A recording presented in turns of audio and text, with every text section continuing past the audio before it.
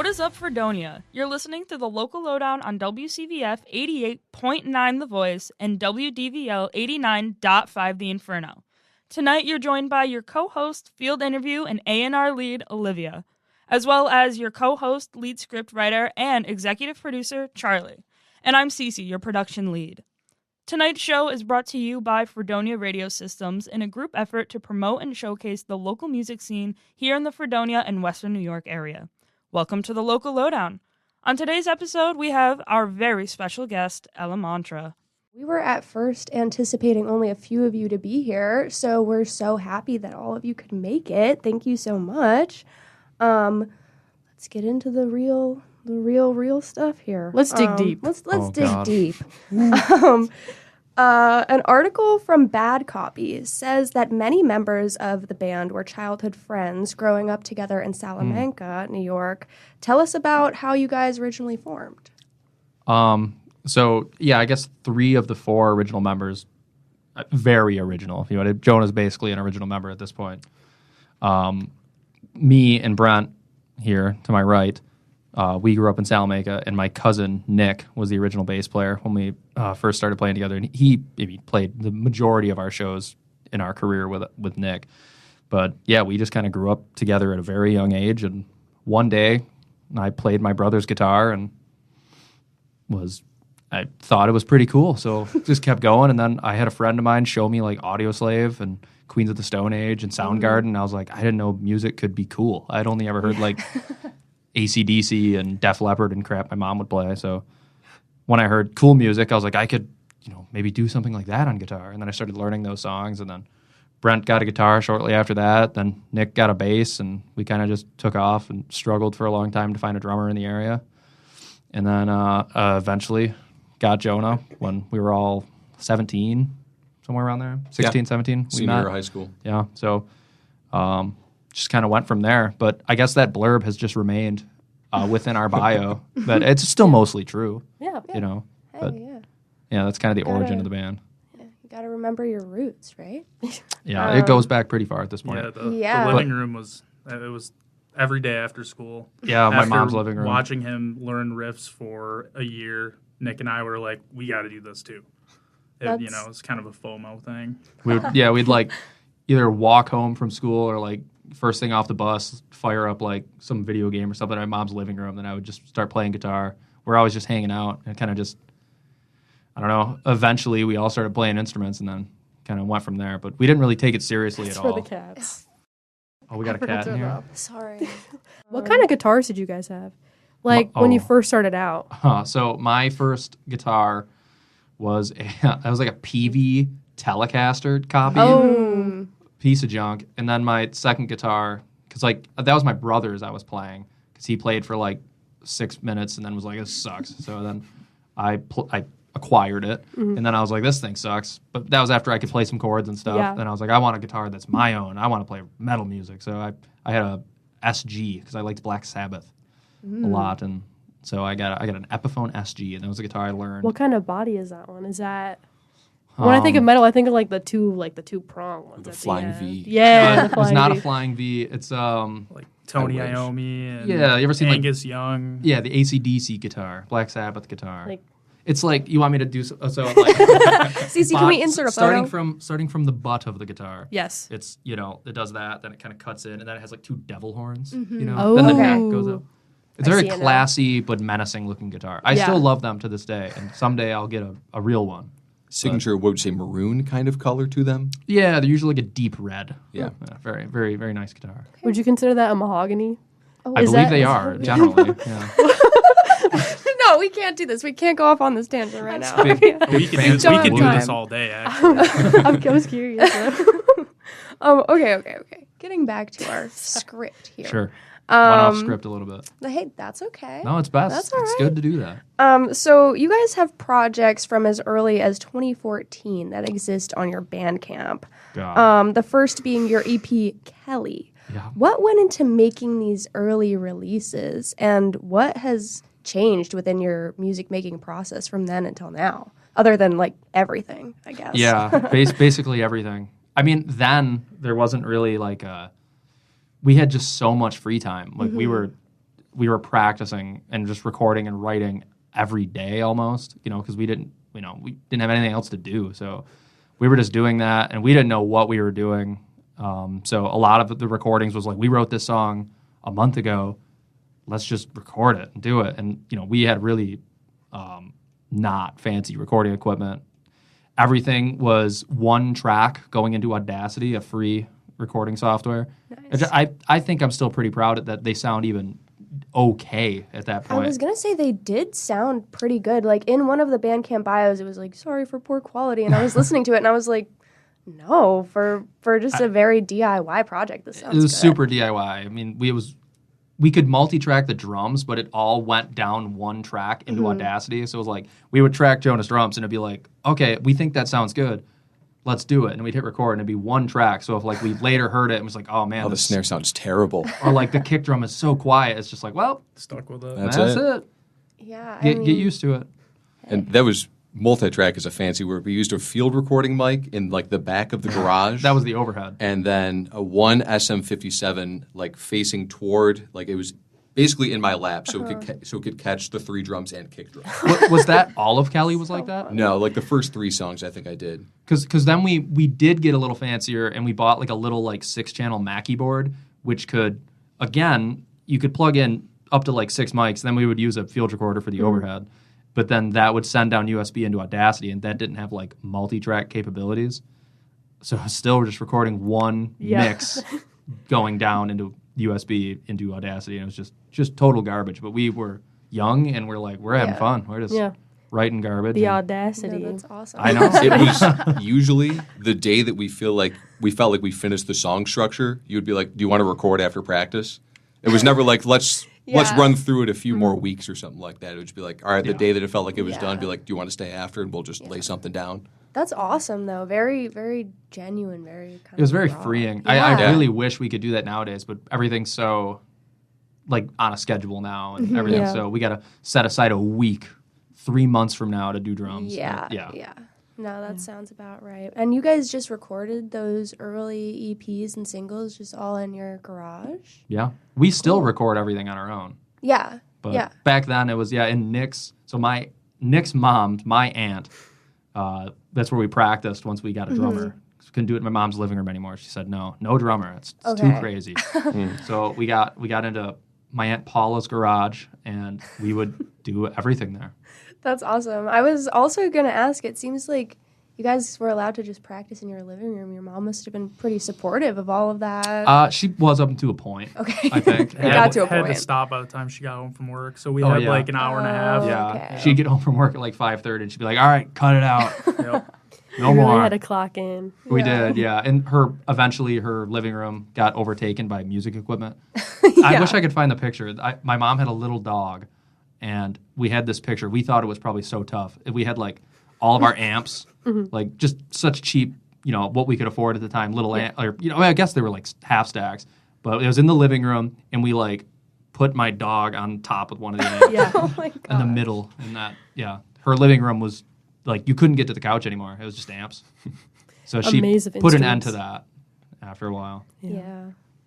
To the garage. But then, I try to transition. In 2020, we're speeding forward a little bit.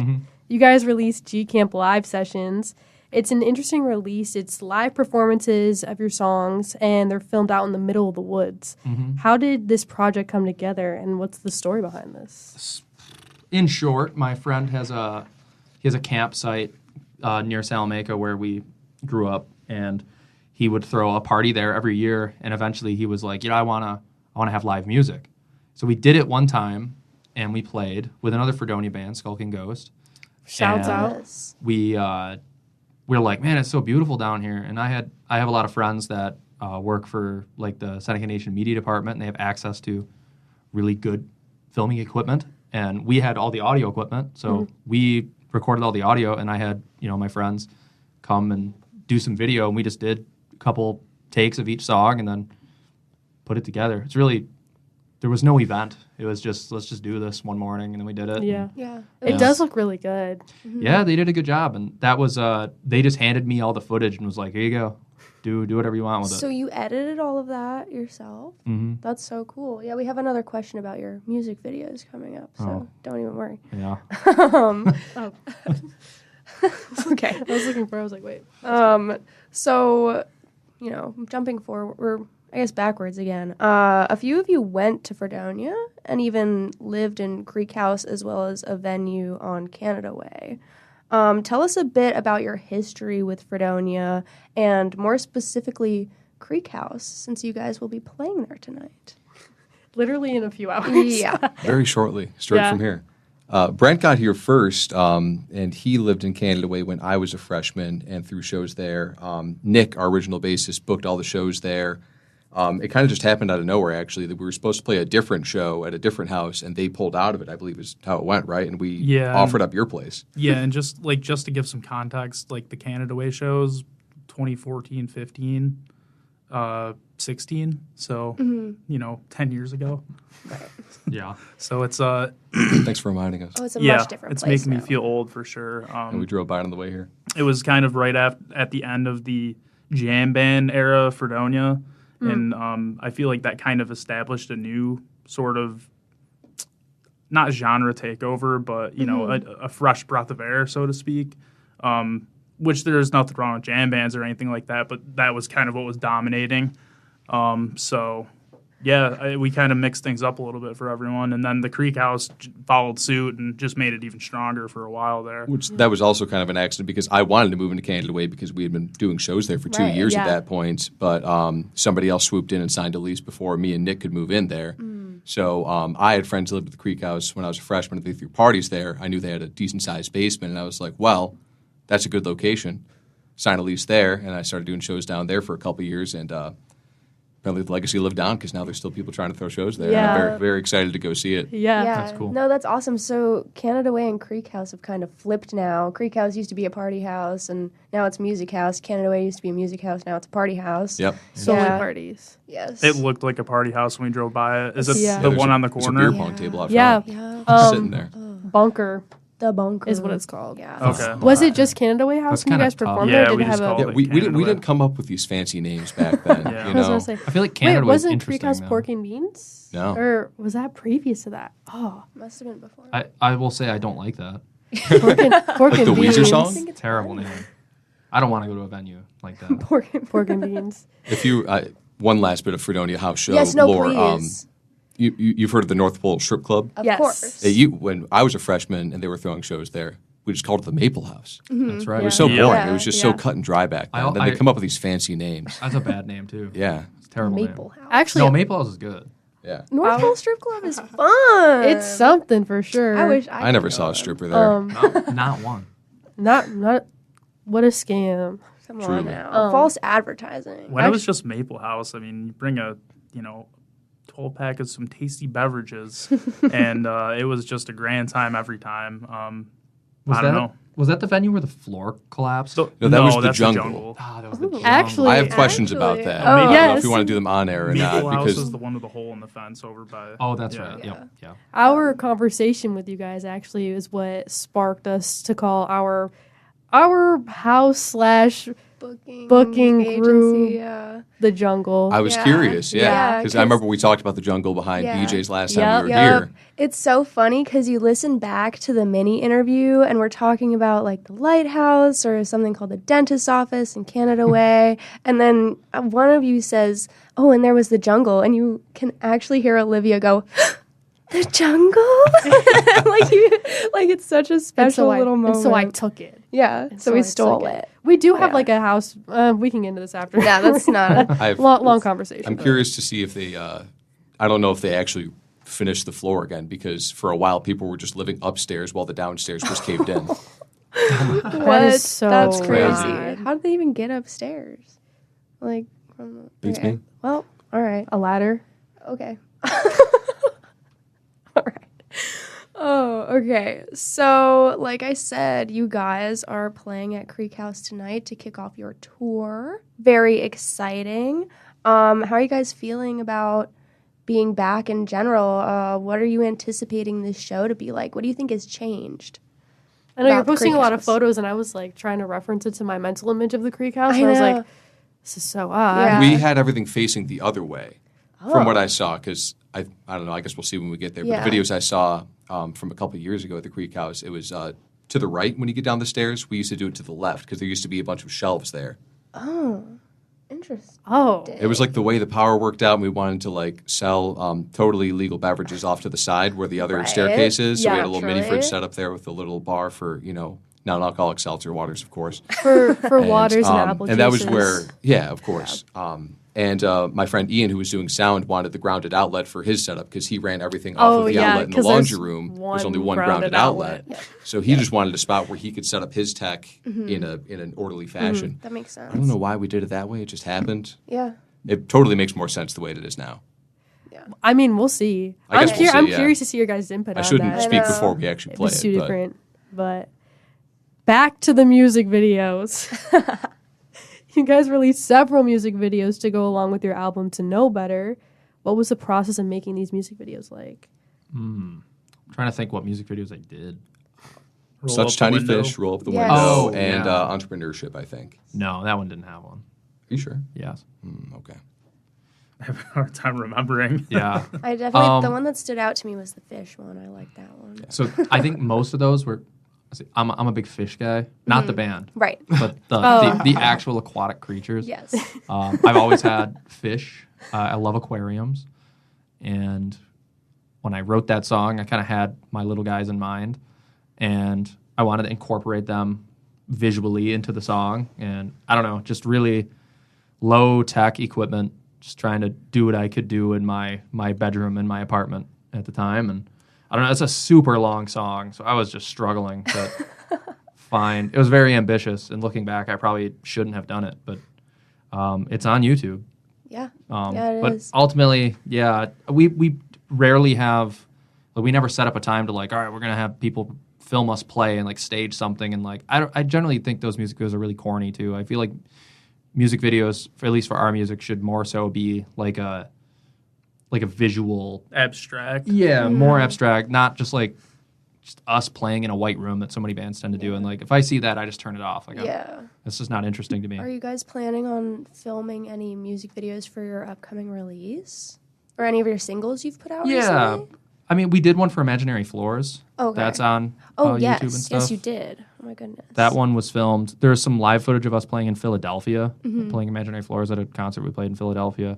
And that was filmed on an old Sony VHS camcorder. And Awesome. he ripped. That is so cool. He digitized it and sent it to us. And I was like, oh, this is so cool. So I kind of just threw that in with some footage and made a little music video for that. But I've been shooting a lot of stuff on this tiny little camera I bought off Instagram. And it looks really bad in a good early 2000s, late 90s way. In a vintage way. Yeah. Yes. Yeah. So I don't know. I might try to throw some stuff together. I film everything on that when I just take it in my pocket and just record random stuff. So I have a surplus of just random footage. So I might throw some stuff together. The post we did today for Ishimura had some footage that I took on that little crappy camera. Yeah, that looked awesome. How do you edit all this stuff? What do you use? I use Adobe Premiere. Classic. Yeah. Classic. Real simple. DaVinci's nice too, but I'm trying to get into a DaVinci. Premiere It's guy. difficult. the learning curve is way steeper than the Adobe stuff. I hate DaVinci. I just wanted to. It makes my skin crawl. I love Adobe Premiere next. It plays nice with the BMP raw footage, so that's the only reason I have it on my computer. That makes sense. Anyways, we're getting a little nerdy. Okay. Hey, Speaking of that's Ishimura. okay. Yeah, speaking of your new single that was just released today, October 9th,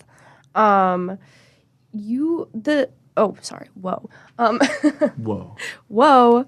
It's from your upcoming EP, Air Like a Buzzsaw. The story behind this particular single is really cool and interesting. Tell us about it. Well, we're something of gamers in this band, I'd like to say. And one of my favorite video games is Dead Space. And the remake had come out, so I got back into the game and I was playing it. And I love the atmosphere and the story in that game. And I wanted to write a song based on the events in that game. and kind of like the religion in it, the Church of Unitology. I'm not going to go too crazy into the game, but I really like that. And then as I started writing the song, I started seeing like parallels, and this is probably what the game developers were doing too, but I started seeing parallels to real life and like cults of personality in real life, and how people will just follow blindly into just go on Facebook and see the insanity you see relatives post and crap. Yeah. So I kind of started seeing the parallels and was like, well, I could have it be less about Dead Space and kind of weave in some real life narration in there. And then it kind of just took on a whole new meaning for the song. But I kept the name Ishimura because it's just a cool word. And that's the ship that the game takes place on. Yeah. Oh, that's the okay, I thought it was after a particular character. I was trying to connect all the dots, and I was like, ooh, I wonder if that's the figure on, that one single that you released recently, and there's like the little purple image. Oh, no. That was just, we just commissioned that. That was beautiful. I love that for single. Playing Make Believe single cover. Yes, Oh, yeah. sorry. The name yeah. escaped me for a minute. No, that character. We've never met her. Yeah. Maybe someday we'll get to meet her. Oh, I hope that's so I know. mysterious. So wait, you don't even know who she is? No. You don't know her story? No. Might just be a stock image or something. We don't know. I don't know how this guy is getting all these photos that he does our artwork for. Right. I hope it's from something good. Yeah. Hey, cross your fingers. Yeah, I really liked that you guys kind of kept that as a theme for a lot of your like shows and your posts afterwards. I love to see it. I thought it was so pretty. We have it on a T-shirt as well. Yes. Available for sale this very evening at our merch table. Okay, that's Tonight? tonight. Where? Oh, as if we haven't talked about it for like 20 minutes. Okay. We love Creek House. We love the Creek House. So I was wondering, in the Bad Copy article, I'm going to reference that again, you describe the theme of that song as framing horror as something hauntingly beautiful. Would you say that the rest of your upcoming release kind of has the same vibe or the same theme? Yeah, I would think so. I think musically we're pretty. Yeah, I guess definitely. I would say that we got a lot of influence, a lot of like shoegaze and dream pop influence. So the music has a softness to it, but lyrically, I think my songs are generally pretty dark. Yeah, I don't know if I've ever wrote a happy song, so I guess in a very generic baseline sense, yeah. I think thematically the music is pretty depressing and focus around like the fear of dying and growing old and seeing things around you die, but musically, playing Make Believe is it's a pretty happy song. Mm-hmm. It's pretty upbeat. But I mean, a lot of the time is like Brent will write a riff or I'll write a riff with no idea of what the song is going to be about, and then turns out it's a kind of chippier sounding song, and then lyrically that's just what comes out of me. Yeah, I think that's awesome though. I love the dissonance there. So you mentioned earlier that you grew up on music that you don't really love, like Def Leppard and stuff like that. So how did you come across all of this shoegaze, and who are your biggest influences in that genre? Yeah, I don't like Def Leppard. I don't know if any of us do.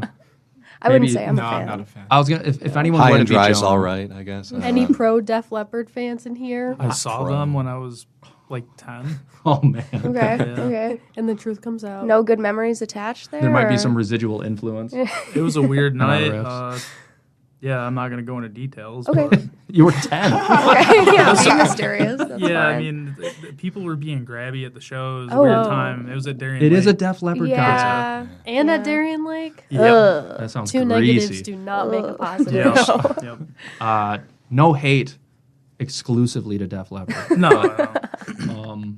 Yeah, I don't know. It's just like mom rock, I call it. That Yeah. my mom listened to it. She did listen to a lot of good stuff too, and she exposed me to I still love Fleetwood Mac, Prince, Oh, Michael love. Jackson. Huge fans of those Yes. artists. But yeah, a lot of it was just stuff that I don't know, didn't really like. And then as a kid, you heard stuff that was on the radio, and I was like, well, this is my music.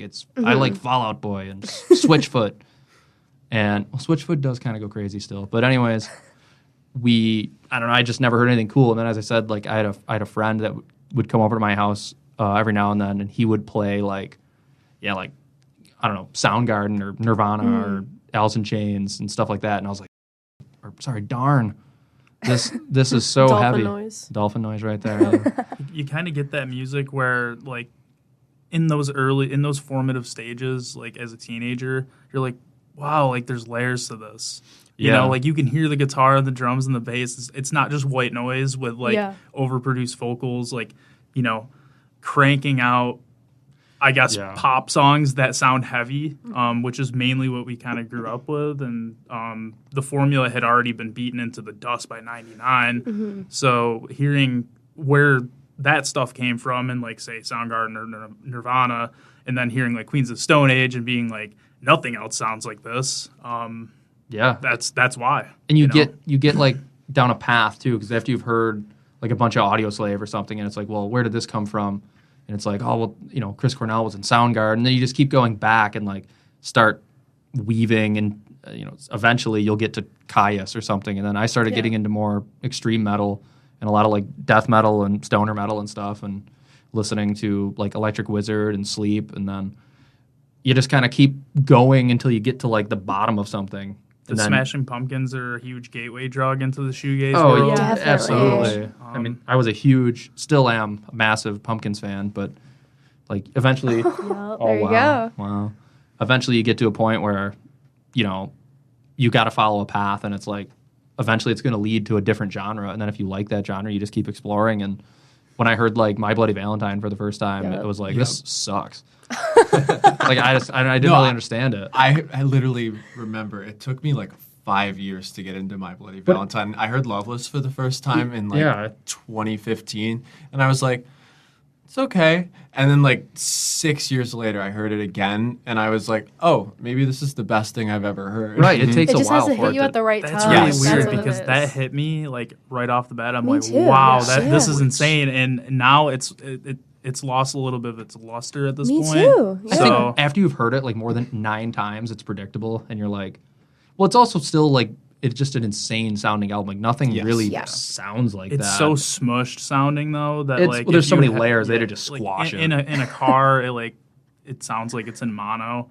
Like it's you know, and that's probably all purposeful. maybe I don't think I'm listening to a remaster though, so that's probably why. But Even their new record's pretty good. But anyways, Yes.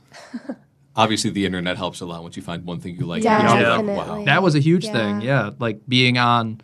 There was a website that we were always on called Sputnik Music, and it was like you'd click on one artist, and there'd be like recommended artists. There'd be like 7 other artists behind or underneath it, and I'd be like, oh, well, what do they sound like? And I'd listen to them and go on YouTube and find a video of them playing, and if I liked it, I liked it. And I was just so obsessed with finding new artists to listen to.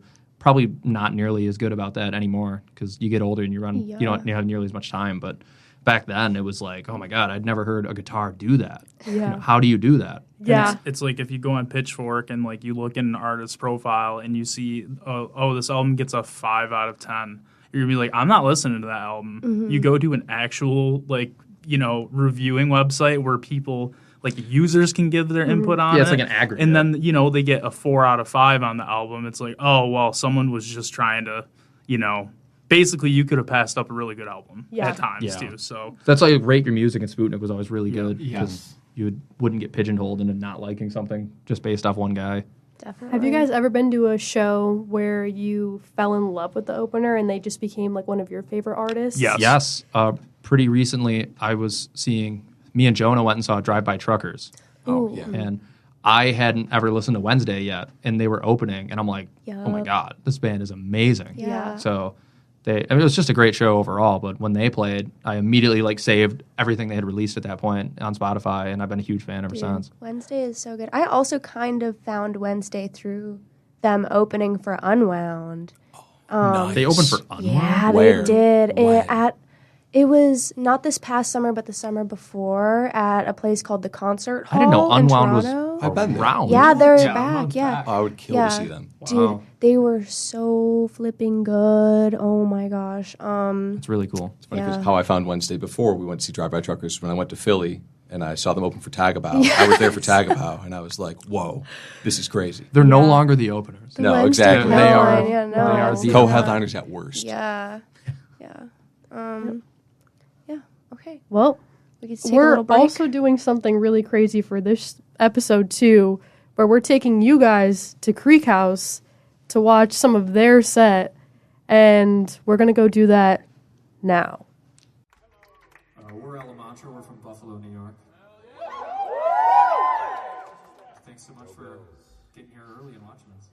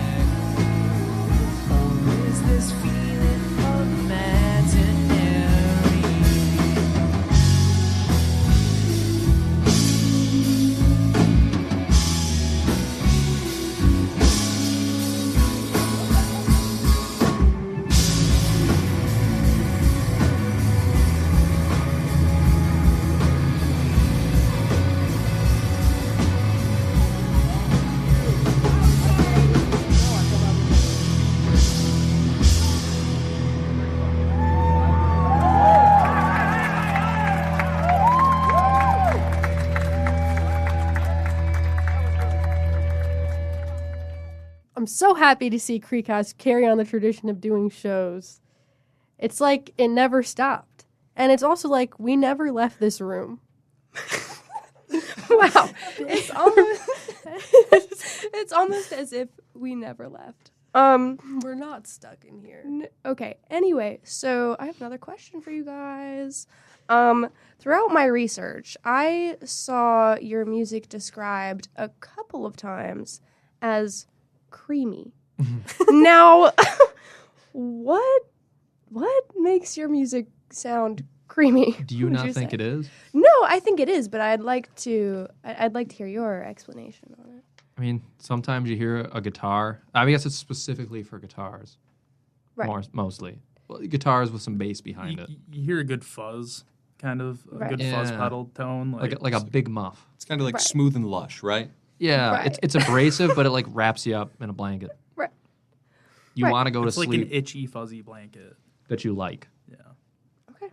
Yeah, I get it. I just wanted to clear the air, really, on the creaminess of your Like- music. That You know- was so creamy of you Yeah. to say. Wow. The music sounds like very thick. Like Yeah. No, it I like how totally you, does. like, very dense. You like Yeah. paused and thick. thick. There's Right. yeah, but it doesn't bite like it. It's smooth. Mm-hmm. Like It has power, but it's your friend, Yeah. so it's not going to hurt it's you. not chugging away. Is there any element in the production that adds a layer of creaminess? Probably. Reverb. Yeah, a little bit of that. Mm-hmm. Compression, so things aren't jagged. Right. Chorus. Chorus, can Chorus help, definitely yeah, adds to for it. sure. So if your music was like to be a creamy food, what food would it be? Maybe first thing that comes to mind is perhaps like a creamy tomato soup. Like like a tomato soup with like Interesting. yeah, Okay. not even I guess it's like a bisque, but it's like a I was- tomato soup that you add like heavy cream to. Yeah, I see that. Maybe some cheese on top. Yeah, my mind was totally going towards like the sweeter side of things. For It some could reason, I be. was like, Like- "You're like a cold foam." Ooh, Yeah. I love I was cold thinking dough. I like broccoli cheddar soup. These are all too like heavy. It's like oatmeal, but you put some fruit on top. That's like the pretty parts. I don't know. Yeah, That that's- seems too It's too chunky. Yeah. no, but Not you creamy know, enough. I hear imaginary floors. I don't Okay, think of it's like oatmeal. yogurt and fruit.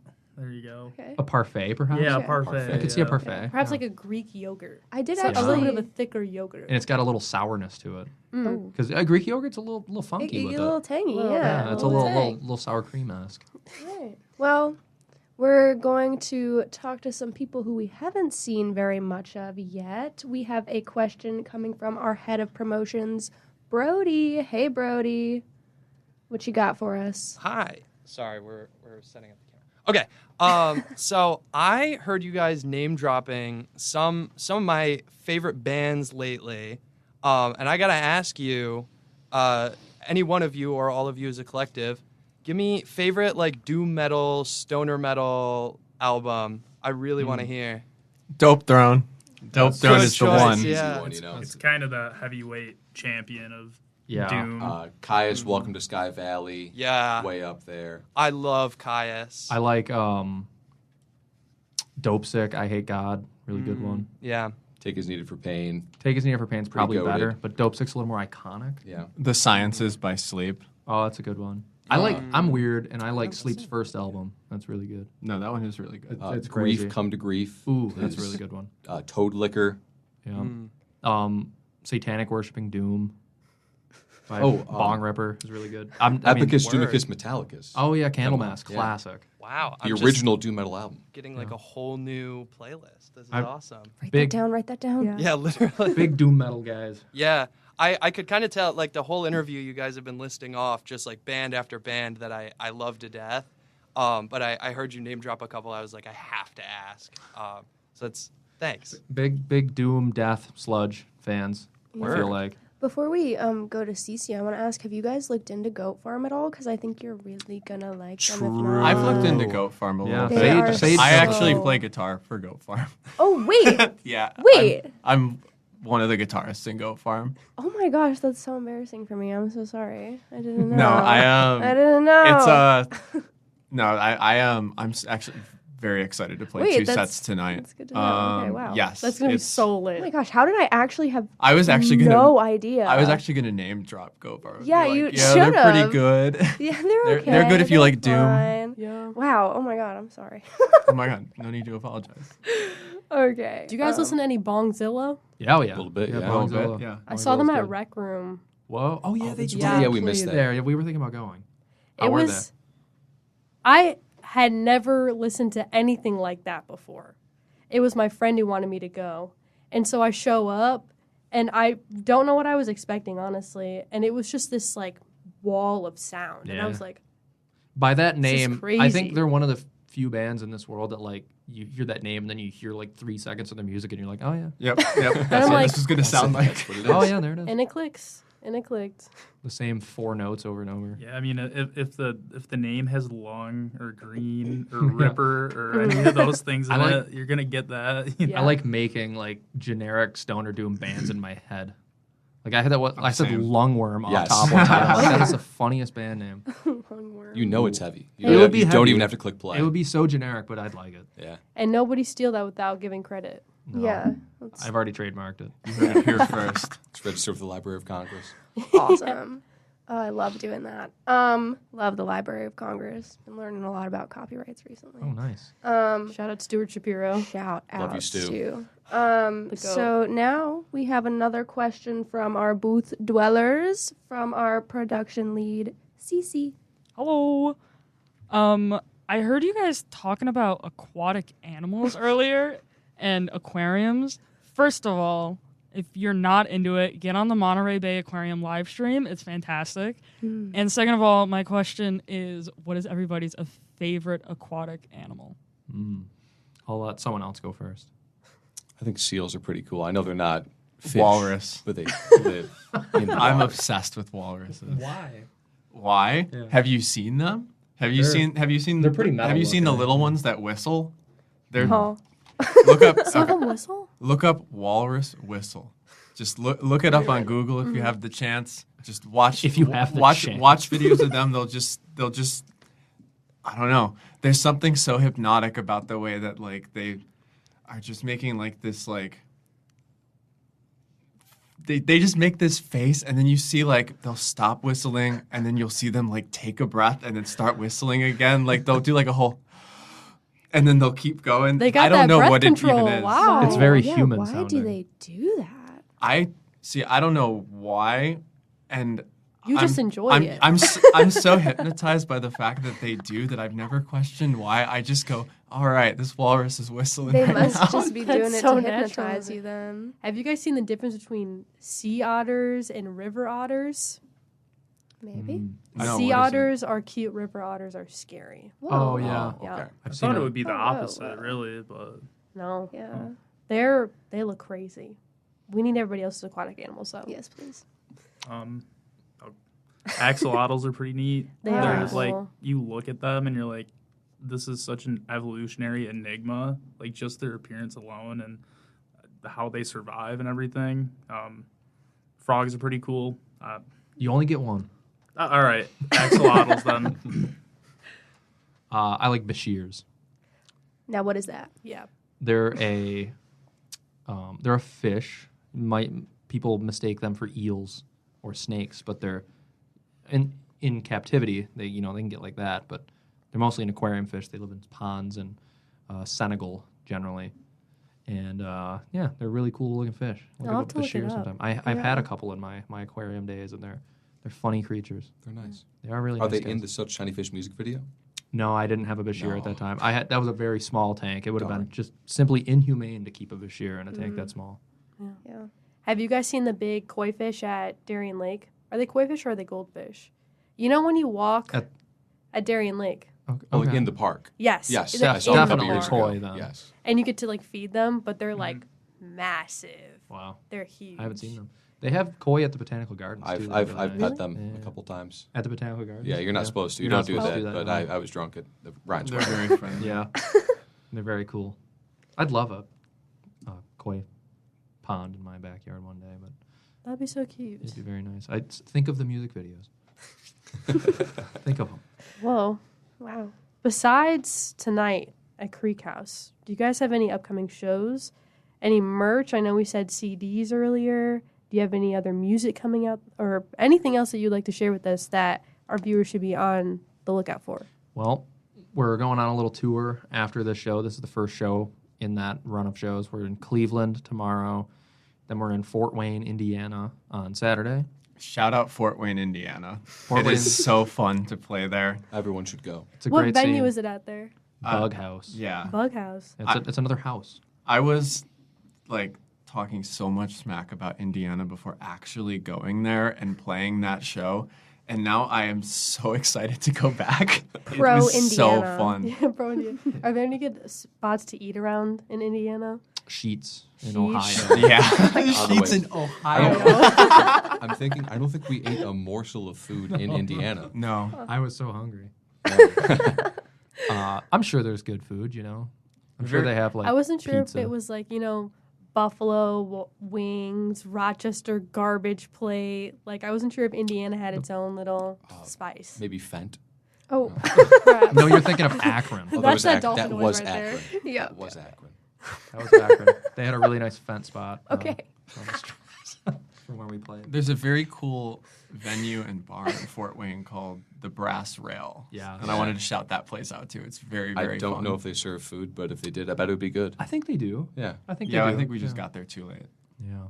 Yeah, we're on a tight schedule, so we had to kind of get in and out of Indiana Yeah. pretty That's quickly. unfortunately how it always We is. ate Culver's in Ohio. Ooh. Yeah. Culver's. If Yeah. there I any- felt so disgusting after eating it. Yeah, It was no. so Yeah. good. It was great. They got the milkshakes there, right? Yeah. Good milkshakes. I don't know. It's I- like butter it's burgers. custard. Yeah, they do custard and Oh. butter It made me burgers. Butter feel burgers. horrific. Doesn't that make you feel it something? Was so good. I would need to like sit with myself after that and just be Oh, like, We did in a car. Oh yeah. yeah. Oh. I felt great. Brutal. oh, If there's any burger lovers here on listening live, you got to go to Culver's. Their root beer is also fantastic. the there. root Yes. beer, man. Oh, Some of the best. we're definitely getting Culver's. After yes. Like But- soon. We have this tendency to get sidetracked so crazy. After Fort Wayne, yes. we are then going to Hamilton, Ontario. And we're international. We're Elemantra International. Yup. And then we're going to Detroit, Michigan. Technically Ann Arbor, yes. Yes, because it's the University of Michigan we're playing. At, another house. We're playing a lot of houses on this run. Nice. And then the following month in November, it's a little ways away, but we're playing Toronto on the 21st, and then we're doing Black Dots in Buffalo. Awesome. A little- Classic. Another little weekender. And you guys mentioned some CDs that will be out. Yeah. So we just picked up the CDs to our upcoming release, Air Like a Buzzsaw. We got them today, so we have them on this run of shows. It's got 4 songs on it that have been previously released, including Ishimura, which just came out today. But it's also got 2 unreleased songs that we'll probably be releasing at some point. But, if you want to hear them now, you have to buy the physical Yeah. media. Let's go. And Yep. tape's coming soon. Cool. Not out yet. Spend your money. Spend it all. Give it to Well, me. I think that concludes another episode of the Local Lowdown. Thank you guys so much for coming on the show. It's been a pleasure having you, and I can't wait for us to go to Creek after this. Thank you for No, having wait, we us. were already Thanks for there. having For us. having us. Wait, we were already at the Creek. I'm so sorry. I didn't We're mean to going lie back. like that. We're playing another We're song. going back. It's good to be back, Encore. Fred. Yeah. All right. Well, thank you all so much for tuning in to the Local Lowdown on WCVF 88.9 The Voice and WDVL 89.5 The Inferno. Make sure to join us for some more music next week. Same time. Same place.